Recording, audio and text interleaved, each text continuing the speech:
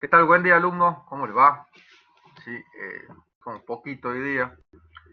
Bien, vamos a dar un cierre a la parte hidrodinámica y después, bueno, vamos a quedar estas últimas tres casi a disposición de ustedes para cualquier tipo de consulta de los cuatro temas que se van a tomar, ¿sí? Trabajo y energía, ¿sí? Conservación del momento, cantidad de movimiento, impulso, momento angular, momento de inercia, y toda la parte hidrostática y hidrodinámica.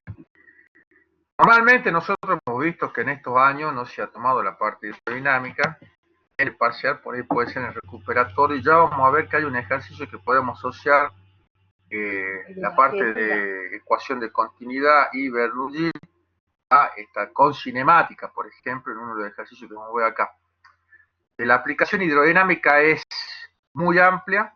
Por ejemplo, acá tenemos un edificio que emula el perfil de un ala de avión, son como si fuesen dos alas juntas. Bien, seguramente debe ser alguna región ventosa. Le pido mil disculpas, no me acuerdo el nombre se me fue el nombre del edificio ese. Está en una región ventosa y lo que se trata de hacer es una recirculación de aire para ventilación natural en este sector, y que el aire no tenga un comportamiento turbulento, ¿sí? Hacia regiones aguas abajo, por ejemplo. Bien, ¿qué significa agua arriba y agua abajo? Donde ustedes están haciendo el estudio, ¿sí? Ya sea un codo, ya sea una bifurcación, ya sea una válvula, ya sea una obstrucción, ¿sí? De donde viene dirigido el fluido se conoce como aguas arriba, y a donde se va, hacia donde va dirigido el fluido después de eso se conoce como agua abajo. Acá tenemos una turbina, acá se le hace un análisis, digamos, de dónde la región donde está sufriendo más, digamos ese esfuerzo debido a su movimiento. Normalmente las turbinas tienen así una presentación cónica en donde dirigen en el frente, digamos, de la turbina, donde dirigen el fluido para que entre con una velocidad uniforme, ¿sí? Sobre esa turbina, ¿bien? Y puedan, ¿cómo se llama? Asociarse la velocidad angular a un radio medio. Bien, ese radio normalmente tiene una potencia cercana a 1, 1.1, 1.2, ¿sí? Lo hacen con la intención de que se asocie la velocidad con la que viene el caudal, ¿sí? Con la velocidad angular que tiene la turbina. Bien, acá también tenemos una vista de unas líneas de flujo, ¿sí? De lo que es un medidor de caudal inductivo. Bien, acá se analiza un elemento de fluido simulándolo. Bien, y cómo es el comportamiento que tiene ese elemento de fluido, ¿sí? A medida de todo su trayecto. Bien. Esto en cambio son curvas tangentes, digamos, ¿sí? Acá se hace la diferencia. Ustedes ven, tenemos lo que es línea de flujo y línea de corriente. Cuando analizamos las líneas de corriente, ¿sí? Acá en esta figura inferior derecha, ¿sí? Ahí tenemos un turbo de geometría variable, ¿sí? Esto va mucho en los motores diésel, y acá se está observando. Por ahí le dicen de geometría variable porque comienza con un espesor y termina teniendo un espesor distinto. Se analizan los vectores velocidad, los vectores tangente, velocidad, sí se analiza, ¿sí? Cómo va digamos, cómo se comporta una partícula que pase por ese punto, ¿sí? Por ahí puede ser que cambie un poquito, pero digamos se hace como promedio de cuál sería normalmente la velocidad que presentaría una partícula que pase por ese punto, una velocidad tangencial. Y esto lo pueden buscar, se llama torre de Canton, una torre de una radio, digamos, difusora, una antena de telecomunicaciones. Pero lo bueno es en la malla que presentan acá, si eso permite que se comporte como si fuese una torre vorticosa. Si quiere, búsquelo, que lo que son las torres vorticosas, lo que permite que cuando entra el aire se forme una recirculación natural, ¿sí? Y saca el aire con mayor temperatura, que cambia su densidad, por supuesto, y va ascendiendo, pero acá como que lo acelera. ¿Bien? Eso cambia la densidad del aire donde trabaja la antena. Y eso dicen, no lo conozco muy bien, tendríamos que ver respuesta de ustedes más que los que estudian telecomunicaciones. Eso ayuda a tener una mayor potencia de emisión o mejorar la potencia de emisión. Bien. Se ilumina muy lindo de noche, esto aparte embellece el paisaje, esta arquitectura de esta forma que presenta esta torre. Bien. Entonces todo lo que vemos ahí tiene aplicaciones desde el punto de vista hidrodinámico. ¿Qué se encarga la dinámica de fluido? Acá vamos a hacer rapidito para poder ver el otro ejercicio. Estudia, es una de las ramas más complejas de la mecánica. ¿Sí? Nosotros analizamos solamente hasta la ecuación de Bernoulli, después hay otras ecuaciones más, Navier-Stokes y muchas más, digamos, en consideración otro tipo de pérdida. Acá consideramos que las pérdidas de la viscosidad de fluido son prácticamente nulas, que el fluido es incompresible y todas esas cuestiones. Se hacen muchas aproximaciones para poder simplificar el desarrollo del problema y hacerlo más ameno, digamos, ¿sí? Entonces, habíamos dicho ya que antiguamente que todo tipo de estudios sobre el movimiento de algo se le igualaba a la segunda ley de Newton. Bien, ayer, supónganse, en física 3 también lo hicimos, analizando la parte de la mecánica cuántica, ¿sí? Cómo es el comportamiento del movimiento de un electrón alrededor de un átomo, ¿bien? Y se iguala a la segunda ley de Newton. ¿Bien? O sea, nosotros igualamos, hay distintos tipos de fuerza y lo tenemos que igualar a la masa por la aceleración. Nosotros vamos a trabajar con el concepto de lo que es un flujo ideal, o sea, un flujo que es incompresible y que no tiene un rozamiento interno, o sea, que la viscosidad sea despreciable. Eso en los gases por ahí, al ser compresible, no tiene mucha aplicación, pero si donde se está haciendo el estudio, el delta no es significativo y no sufre mucha variación las características del fluido gaseoso, puede considerarse y puede trabajarse como un fluido incompresible, ¿sí? Pero, como decimos, tenemos que ver que ese gradiente de presión entre distintos puntos no sea significativamente grande.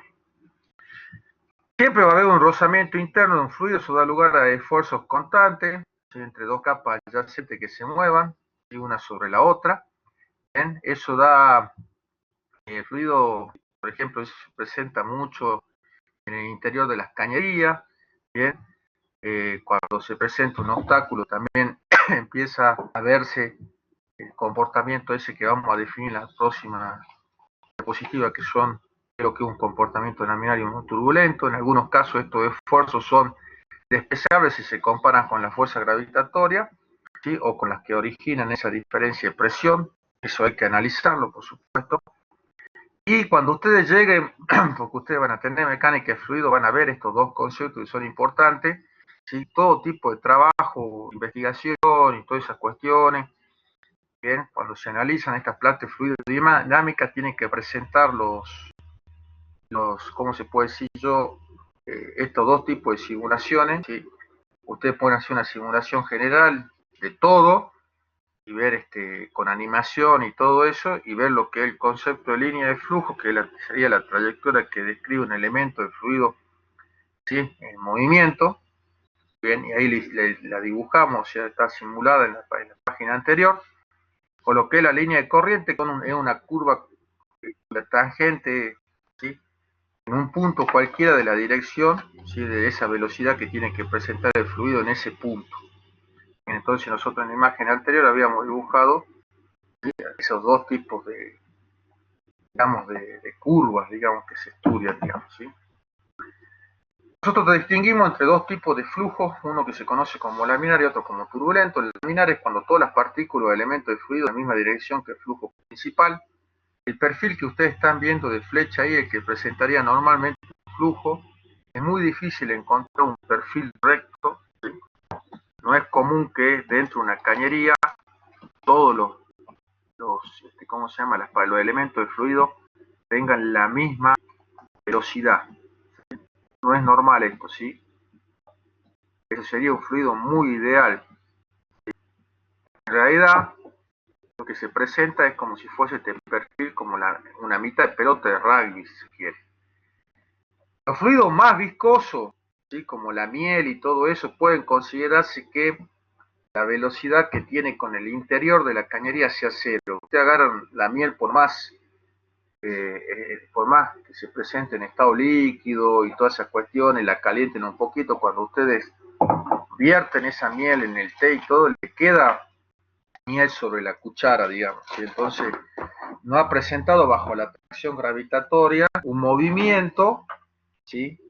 Sobre la superficie que lo contiene, que en este caso sería la concavidad, ¿sí? De la cuchara, digamos, ¿sí? Y también en la parte convexa, ¿bien? De la cuchara. En cambio, el flujo turbulento ya presenta, ¿sí? Artículo o elemento de fluido que tiene una dirección distinta y contraria también en algún momento a la dirección del flujo principal, y empiezan a aparecerse, ¿sí? Empiezan a aparecer, perdón, estos vórtices que se muestran acá, ¿sí? Empiezan a aparecer estos vórtices, ¿sí? Entonces ahí el fluido se hace turbulento. ¿Sirve un flujo turbulento? Sí, en un perfil de ala de avión para cuando se habla en los flaps, como habíamos visto en la clase anterior con algunos de los chicos que están acá hoy presentes. Eso, cuando abren los flaps por detrás del ala, se forma un flujo turbulento y eso permite que el avión vaya frenando, digamos, ¿sí? Vaya reduciendo su velocidad. Bien, entonces también para disipar de mejor forma la energía es conveniente también tener flujos turbulentos, y entonces por ahí los arquitectos analizan el tipo de apertura y todas esas cuestiones que tienen que tener, ¿sí? Cuando uno quiere que, ¿cómo se dice esto? Ambientalizar con cierta temperatura en invierno y en verano. Entonces se necesita por ahí, para disipar la energía y todas esas cuestiones, tener algún tipo de flujo turbulento. ¿Sirven los flujos laminares? Sí, también. Cuando se analiza también el ala de avión, necesita tener una sustentabilidad y ver de que tenga cómo divido la masa de aire tanto para arriba y para abajo del avión, ¿bien? El ala de avión, para que pueda tener una fuerza sustentable ahí y ayude a elevarse al avión, o también el efecto suelo que presentan los vehículos de Fórmula 1 y todas esas cuestiones, ¿sí? Donde la mayor cantidad de masa de aire tiene que pasar por arriba y muy poca para poder ventilar el auto. Ustedes van a ver que los autos tienen cierta apertura a los costados y todas esas cuestiones, pero la masa principal de aire tiene que pasar por encima, ¿sí? Y no hacer que el auto se eleve, digamos, ¿sí? A las velocidades que alcanza. Entonces necesita que el comportamiento sea laminar, ¿sí? Y para atrás también. ¿Por qué? Porque no tiene que entrar el auto que viene por detrás en línea de succión. Bien, todas esas cuestiones se estudian, todo, ¿sí? Bien, ahora nosotros tenemos, vamos a ver, mil disculpas, los alumnos contestan ahora, porque tuvimos un parcial de física 3. Nosotros tenemos, a ver, el año que viene, también otro tipo de flujo, como flujo eléctrico, flujo magnético. Normalmente los flujos tenemos que analizarlo como alguna cantidad física con respecto ya sea al tiempo o ya sea al área que atraviesen. Es normal que magnitudes escalares se refieran al tiempo y es normal que magnitudes vectoriales se refieran al área que atraviesan, digamos, ¿sí? Entonces, nosotros vamos a definir en este caso el caudal como unidad de volumen con respecto al tiempo, ¿sí? Acá le hace un análisis, digamos, sobre un elemento de superficie particular que tiene cierto movimiento, que hace un recorrido lineal igual a la velocidad por el diferencial, que puede ser que la velocidad con respecto al área que estamos analizando presente cierto ángulo, ese área que estamos analizando se va a considerar como un diferencial de superficie, un vector de diferencial de superficie, ¿bien? Y ese elemento de fluido o de masa que está atravesando esa área se va a escribir como la densidad por el diferencial de t por el producto escalar de la velocidad por el diferencial de superficie. ¿Bien? Ya haciendo todas las simplificaciones, considerando que el θ es igual a 0, considerando que el fluido es incompresible, considerando que no tenemos un rozamiento y todas esas cuestiones, llegamos a una expresión en donde el caudal es igual al volumen sobre el tiempo. Y si nosotros en particular trabajamos en una cañería sobre la cual analizamos, ¿sí?, cuando atraviesa cierta área en un elemento diferencial de tiempo, ¿sí?, acá tendríamos velocidad por diferencial de t, ¿bien?, podríamos expresar ese volumen como el área por la distancia recorrida, ¿sí? Esa distancia recorrida la vamos a asociar justamente debido a que la velocidad del fluido dentro de ese conducto es constante, ¿bien?, como la velocidad por el diferencial de t, y ahí simplificando va a quedar ese volumen sobre tiempo, lo puede expresar al caudal también como área por velocidad. Y ahí tenemos una tablita, ¿sí?, con las distintas relaciones que existen entre las distintas unidades. Muy común metro cúbico sobre segundo, muy común litro por minuto. Bien, hay que analizar cómo los vienen dando los problemas, y ahí ustedes siempre llevar todo, ¿sí?, digamos, a expresiones que después puedan ir simplificando, digamos, ¿sí? No si me va a ocurrir colocar el área en metro, ¿sí?, y ¿cómo se llama?, y la distancia en centímetros, siempre tengo que ir calculándolo. O si me dan para averiguar cuánto es la velocidad que tiene el fluido, el caudal está en litros por minuto, no lo voy a dividir con área expresada en centímetros cuadrados. A todo lo voy a tener que referir a una misma unidad, digamos, ¿sí? Ya la clase pasada habíamos hecho, digamos, análisis dimensionales de cómo teníamos la unidad y cómo llegábamos a la expresión. Las dos ecuaciones más importantes que nosotros tenemos en esta parte son la ecuación de continuidad y la ecuación de Bernoulli. Son las más importantes. La ecuación de continuidad representa un balance de masa, ¿sí? O sea, dentro de una cañería no se puede ni perder ni ganar fluido. Tenemos un caudal que es constante, ¿sí? Y por ahí ustedes lo pueden verificar eso, porque cuando chicos, y aún ahí cuando somos grandes, cuando llenamos el balde de agua, nosotros reducimos la sección de la cañería de agua y creemos que porque la velocidad sale más rápida, digamos, el volumen de agua, el volumen del tanque se va a llenar en menos tiempo. Y eso no es así. Si dejamos la manguera suelta, por supuesto que baja la velocidad, pero aumenta la sección, ¿sí? Y eso es lo que a nosotros nos interesa en la matemática, que expliquen bien los conceptos de magnitud inversamente proporcional y directamente proporcional. En este caso yo tengo una variable física como velocidad multiplicada por una geométrica como el área, que me determinan una constante. Si cualquiera de ellas varía, la otra debe variar, ¿sí?, inversamente a la anterior para mantener ese producto. O sea que si la velocidad aumenta, el área disminuye. Al revés. Si la velocidad disminuye, el área tiene que aumentar para poder mantener ese producto constante. Y en el caso anterior, cuando vimos hidrostática, el principio es Pascal, ¿sí? Para nosotros es como cuando analizamos las presiones, hacer fuerza sobre área, para nosotros son directamente proporcionales. También tenemos una variable física como fuerza, una variable geométrica como área, ¿sí?, cuyo cociente tiene que dar constante. ¿Qué significa eso? Y cuando existe alguna variación, ya sea del área o de la fuerza, va a variar también la otra magnitud física o geométrica, de igual forma para poder mantener ese cociente constante, digamos, ¿bien? Entonces, lo importante de la ecuación de continuidad es que para nosotros representa un balance de masa, o sea, establece que el caudal que circula dentro de la cañería es constante en todo su trayecto, por más que vaya presentando, como podemos decir, distintos tipos de área a medida de en todo su trayecto. ¿Sí? En todo su trayecto no nos dice nada con respecto a la presión. Si existen variaciones de presión, pero no dice nada con respecto a eso, ¿sí? Nos dice solamente que el caudal se presenta constante. Bueno, tenemos dos tipos de viscosidades, ¿sí? En este caso tiene una viscosidad dinámica, que se define como el esfuerzo constante debido a la variación de la deformación unitaria por cizalladura. Bien, acá tenemos una fuerza sobre superficie que no es presión, ¿sí?, porque no es una fuerza que es perpendicular a la superficie, sino que es una fuerza paralela a la superficie y describe un perfil de fluido como el que se muestra ahí.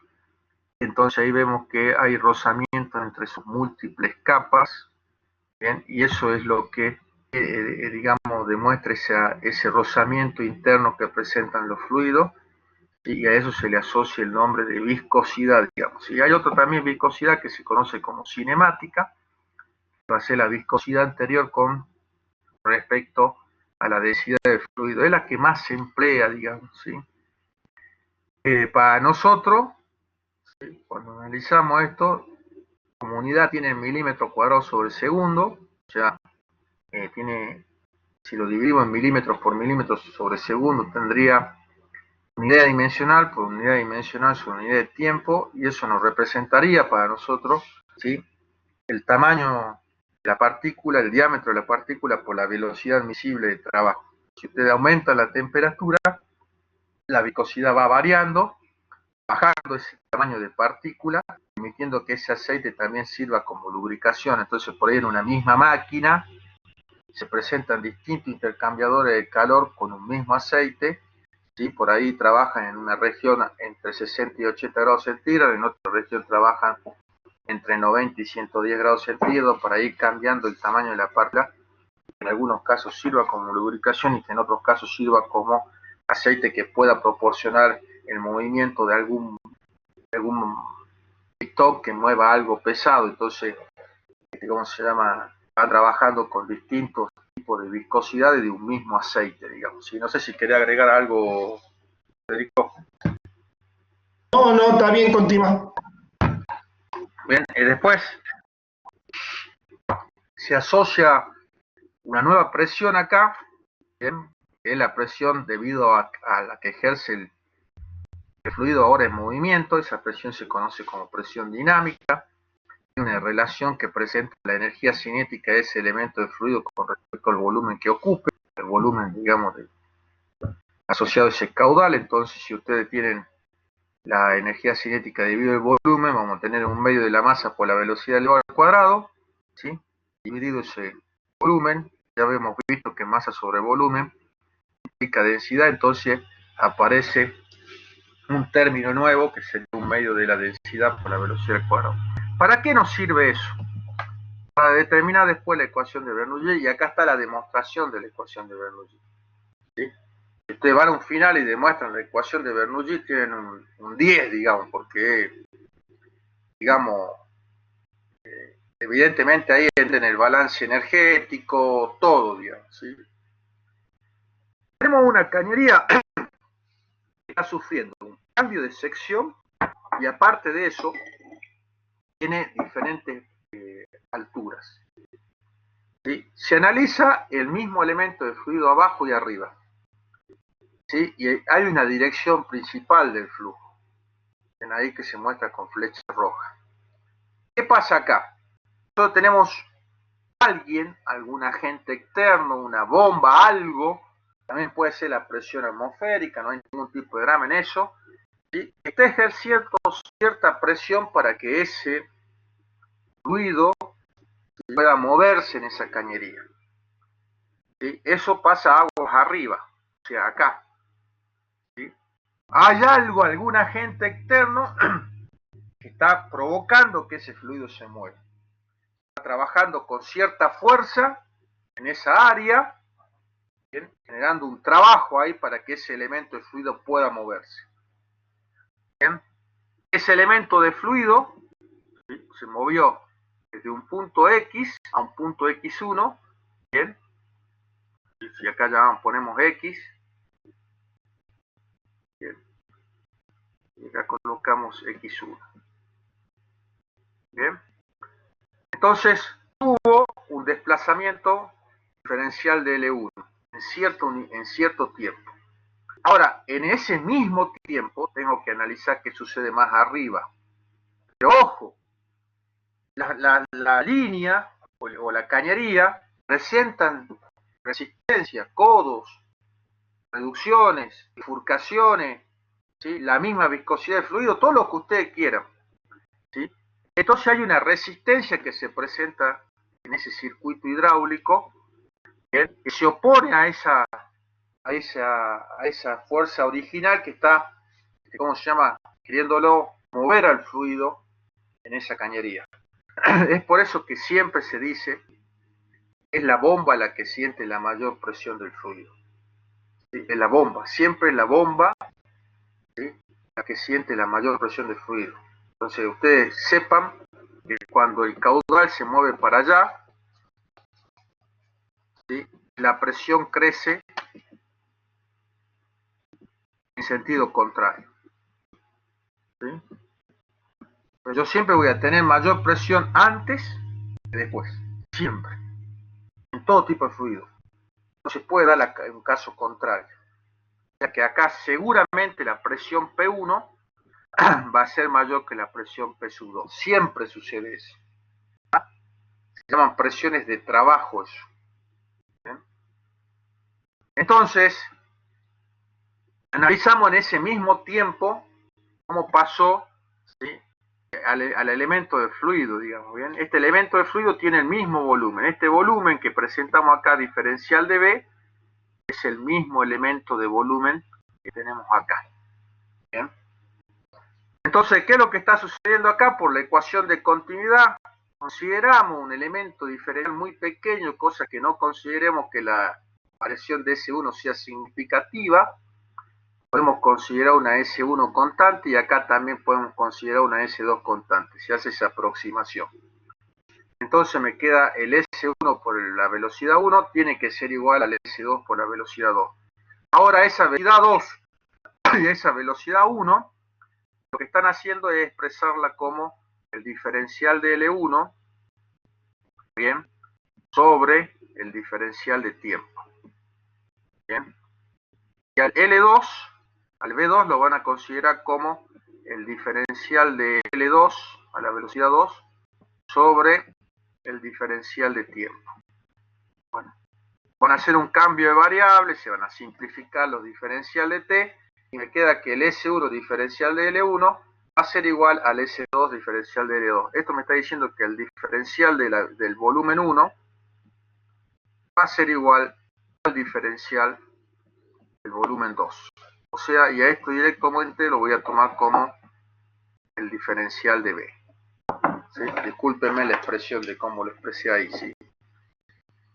Entonces, ¿qué es lo que va a hacer acá? Hay un trabajo realizado por esa fuerza externa para poder causar ese movimiento, ¿bien?, en la cañería. Entonces me queda que ese trabajo lo voy a expresar como la suma de los trabajos. El trabajo neto es la suma de todos los trabajos producidos por todas las fuerzas. Pero acá hay una fuerza que se opone al movimiento, entonces, que sería la del trabajo W2.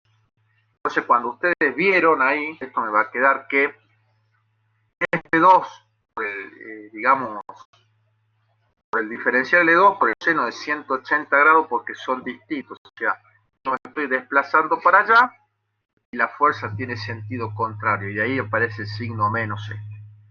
Lo que hacemos ahora, ¿bien?, expresamos la fuerza 1 por Pascal como presión 1 por superficie 1. Pero la superficie 1 por el diferencial L1 acabamos de verlo, era el diferencial B1.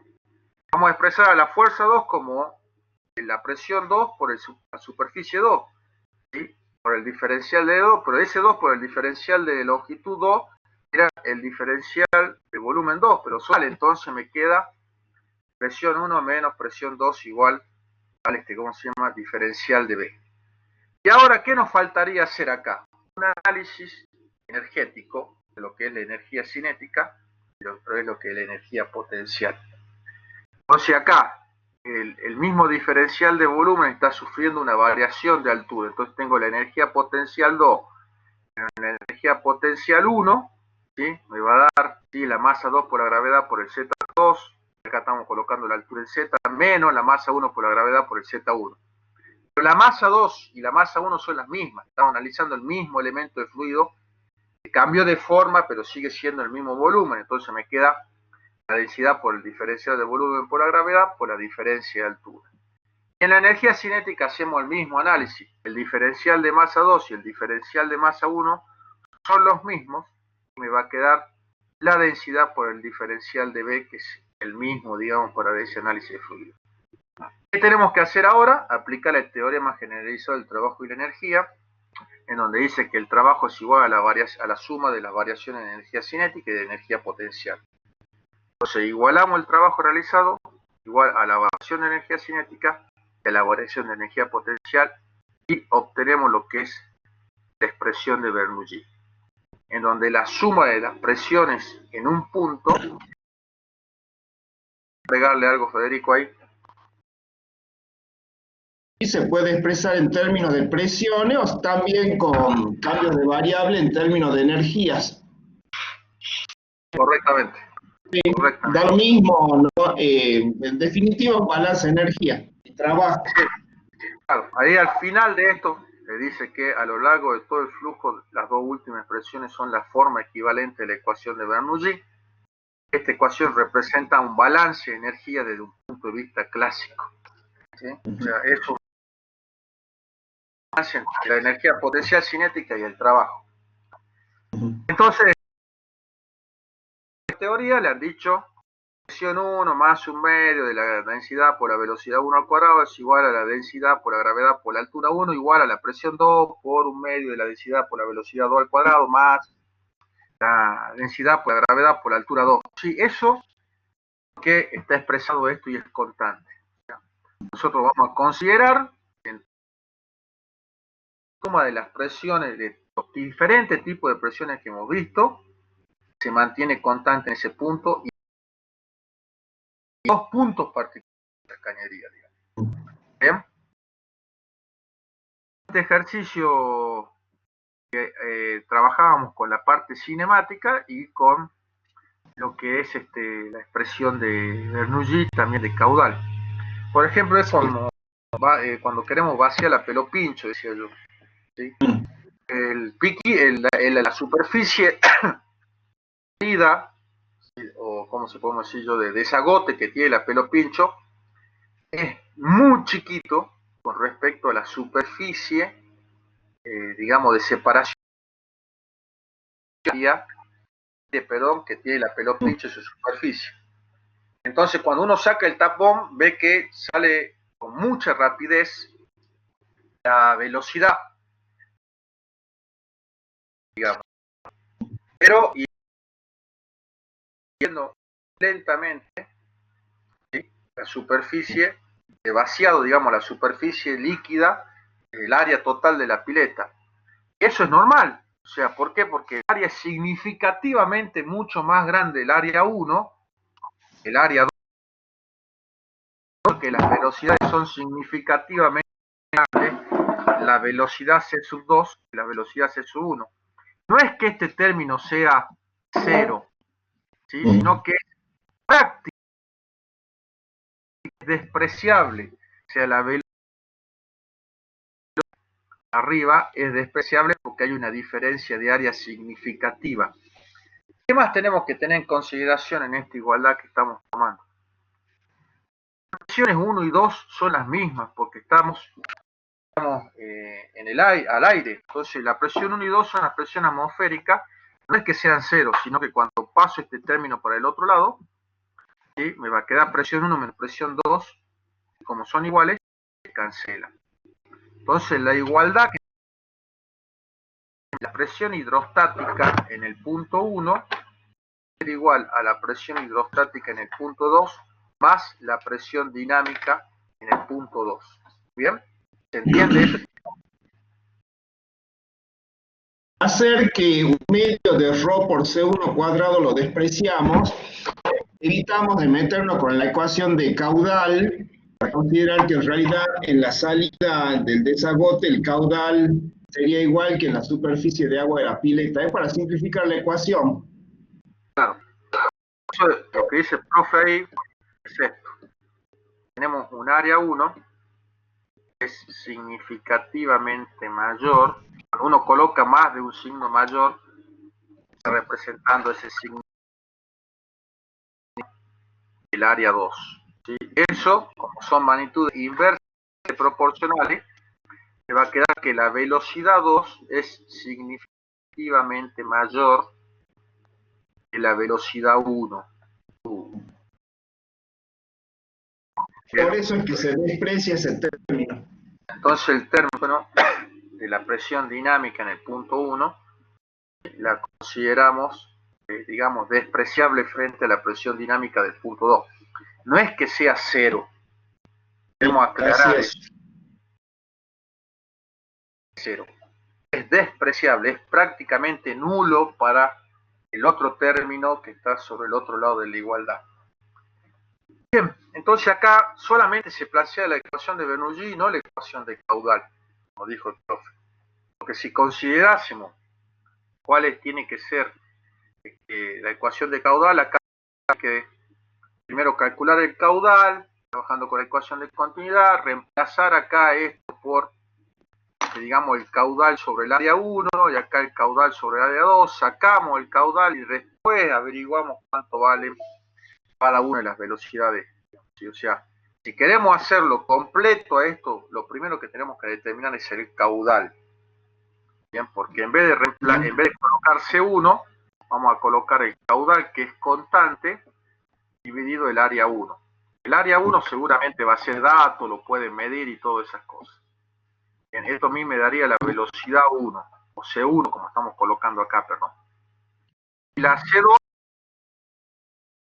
sería igual al caudal, bien. Entonces, al reemplazarlo acá, vamos a despejar, vamos a colocar las presiones hidrostáticas de un lado y las dinámicas del otro, despejamos el caudal, ejercicio más adelante, y acá lo queríamos hacer de esta forma y queríamos mostrarle, porque por ahí, bueno, vos también has visto esto, Federico, que si ellos les toca ir al global con algún tema, por ejemplo a Graciela y a Marcela, a combinar ejercicios. En vez de darte 8 ejercicios, porque han sido 8 temas, te dan 4 o 5 ejercicios, por ahí errores siempre está solo, digamos, ¿bien? ¿No? Por ahí te pueden dar este ejercicio de hidrodinámica, ¿bien? Porque también tenemos que ver la parte cinemática, porque te dicen, che, ¿cuál ha sido ¿cómo se llama? El alcance que tiene el recorrido del líquido respecto a la variación de las alturas que pueden ser medibles. ¿Bien? Esto, digamos, oblicuo. Y esto le dije a los chicos la clase pasada que lo hagan a modo ñoño, digamos. Si tiene un termotanque, hay una válvula de vaciado. Está puesto en la base. Porque el agua por ahí entra sucia, los sedimentos quedan sobre la base. Entonces, cuando vos vaciás, el último contenido del líquido siempre es un poco más marroncito, el que saca la basurita, digamos, ¿bien? Entonces yo le dije que ellos pueden determinar esa altura, pueden medir la altura inicial y pueden medir la altura, digamos, Y2, que en este caso, y la altura Y1, sería la altura del termotanque prácticamente, y ver si esta expresión, el alcance que tiene. Varios me dijeron que si tiene el termotanque, agarren la cinta métrica, ¿sí? Y es un ratito solamente, sacan la diferencia de altura y la altura inicial que tienen, digamos, y después determinan el alcance llegando hasta el balde, digamos, en ese vaciado del termotanque que están haciendo, y hay cierta proximidad, digamos, ¿sí? Con la expresión que tenemos acá. Entonces, sobre la ecuación anterior acá, ¿bien? Echando las densidades, ¿bien? Pasando este porque está en el miembro y en todos los términos.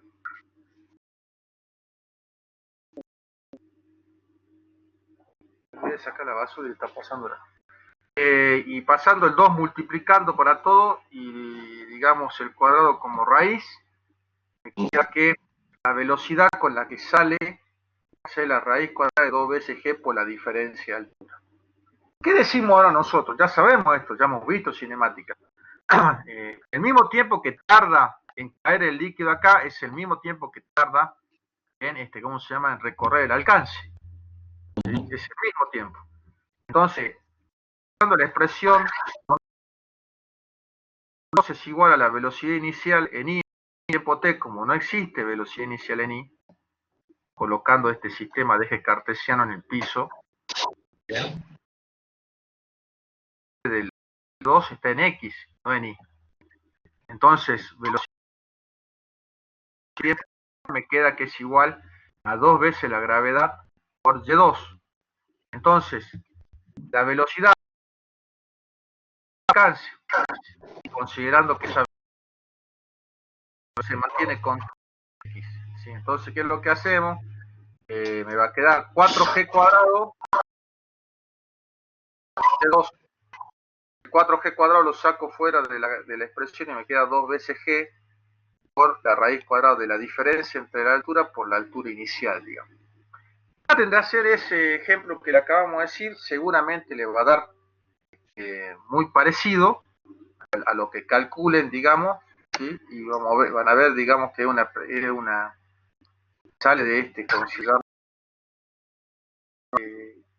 ecuación de Bernoulli y todas esas cosas. Ahí, si hay alguna diferencia, la tenemos que asociar a la propia viscosidad que hay en el agua, a que no medimos efectivamente la diferencia entre la altura, porque no sabemos hasta dónde llega la altura que tiene el termotanque. Interiormente, o sea, Sí. tenemos el cobertor y todas esas cuestiones para que redondeen un número muy próximo, digamos, ¿sí? Bueno, habíamos visto después esta parte de la subjetividad del ala, ¿bien? Habíamos puesto la anécdota, digamos, de que Homero Simpson le había puesto unas alitas a las turbinas a las chimeneas de... Pero este tiene mayor aplicación, este es un elemento de medición, un medidor de placa u orificio. Tienen un biselado acá, o sea, si ustedes lo ven, no es un corte recto, ¿ya? Es un corte con cierto biselado. Que tenga el biselado es para que no se propague mucho la turbulencia, ¿ya? Y no se haga un trayecto muy largo, las diferencias de presiones que causa la presencia de ¿cómo se llama? De este orificio que está ahí, ¿bien? Uno dice, bueno, ¿qué aplicación tendría? No sé cómo quedará esto de que alguna vez nos pueden cobrar el, el desagüe cloacal. En algunos países cobran lo que uno está tirando, porque el tratamiento del agua cloacal puede ser aún más costoso el hecho de que te suministren agua potable. Entonces, un medidor de placa orificio se utiliza para medir caudales que tengan cierto tipo de sedimentos sólidos no mecánicos, no metálicos, digamos, ¿sí? Entonces, en vez de utilizar una placa concéntrica como presenta acá, ¿sí? Tendrían que trabajar con algo que se dice como placa segmentada, ¿sí? Como si fuese una sonrisa, como los sedimentos sólidos siempre se van a ir hacia abajo, ¿bien? El agua va a pasar con esos sedimentos, ¿sí? Por debajo, digamos, ¿sí? Bueno, no sé si eso seguirá, si ese proyecto seguirá o no seguirá, colocando un impuesto más hasta el 2030, digamos, porque teóricamente el Instituto Provincial de Vivienda iba a empezar a entregar viviendas con biodigestoria a partir del 2030 y las que tengan cloacas se le iba a empezar a cobrar. No sé en qué quedó ese proyecto, si seguirá siendo así, si no, si vos sabés algo, Federico, no tengo idea. No. Este medidor de placa orificio utiliza lo que es una diferencia de presión entre lo que es aguas arriba y aguas abajo, por la propia presencia de esta placa. ¿Bien? Entonces lo que utilizan acá para poder medir el caudal es colocar un manómetro antes y un manómetro después. ¿Bien? Ya más o menos los ejercicios de errores lo habíamos digamos, colocado, pero colocábamos la expresión solamente. Acá ahora vamos a deducir, porque ¿qué habíamos dicho? Se tiene que presentar balance de energía entre este punto y entre este punto. O sea, no tenemos una... sigue siendo el mismo. Y por más que se presente una pequeña recirculación acá de caudal, ¿sí? El caudal no se pierde ni se gana en esta. Entonces tenemos balance de energía antes y después de la presencia de la placa, ¿sí? De la presencia de esta placa que está acá. Entonces planteamos la suma de todas las presiones antes de la placa tiene que ser igual a la suma de todas las presiones después de la placa. Como esto está horizontal, la presión hidrostática en el punto 1, o antes de la placa, y la presión hidrostática después de la placa, son las mismas, por lo que estos términos se cancelan. La presión 1 y la presión 2 la vamos a tomar, no son las presiones atmosféricas, esta es una cañería, alguien está impulsando el fluido por esa cañería. Entonces, como las se toman, las medimos, ¿sí? Hay un medidor de presión acá y un medidor de presión acá. ¿Sí? El presión es seguramente una lectura mayor de la presión en 2 que nos va a dar. Entonces, al cancelar la parte me queda esta expresión. Lo que voy a hacer con esta expresión, voy a pasar restando la presión dinámica 1 para acá. Pero antes de eso, me queda una expresión con dos incógnitas. No conozco la velocidad 1 y no conozco la velocidad 2, pero tengo la ecuación de continuidad. Entonces voy a reemplazar la velocidad 1 y la velocidad 2 en función del caudal y las áreas que pueden ser medibles. El fabricante te va a dar la relación entre las áreas. Es decir, mira, el área de sección que yo tengo acá es tanto y el área de mi orificio es tanto. ¿Bien? Entonces expresamos la ecuación de continuidad, despejamos las velocidades y la expresamos en función del caudal y del área. ¿Bien? La reemplazamos en la expresión anterior, hacemos el despeje, sacamos factor común la densidad y el caudal al cuadrado, ¿bien? Y para hacer el despeje me queda la siguiente expresión, digamos, ¿sí? Acá me faltó un 2, ¿sí? Estoy viendo que me faltó un 2 de acá, que tendría que haber pasado multiplicando acá, ¿bien? Acá tendría que estar todo esto multiplicado por 2, ¿bien? Faltó eso, chicos, ¿bien? Faltó ese detalle ahí. Esto que está acá se conoce como factor de corrección geométrico, eso lo entrega el fabricante. Un elemento de medida, ese factor de corrección geométrico no introduce mucho error. El error sería más significativo por la diferencia de presión que estamos leyendo y por cómo medimos la densidad, más que lo que introduce el factor de corrección geométrico. Como esto es algo idealizado,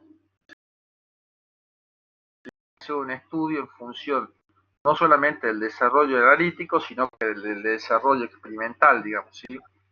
Y lo más común es encontrar que le haga alguna corrección en forma de potencia, ¿sí?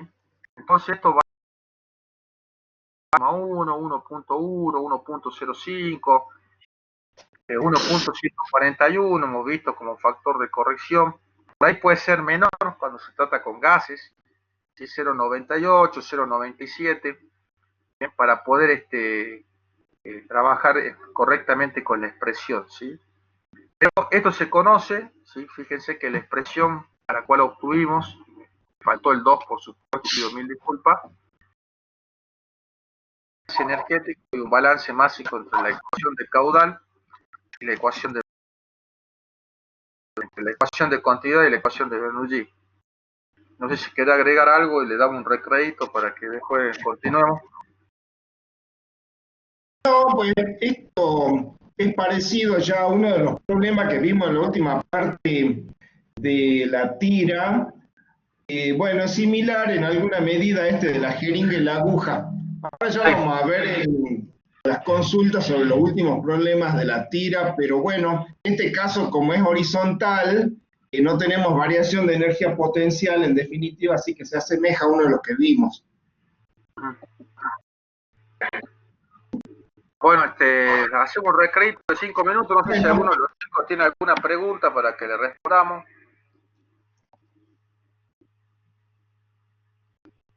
Bueno, entonces hacemos un recreo de 5 minutos y seguimos con los problemas de la tira 5 y después consultas de la que quieran. Dejo de grabar entonces.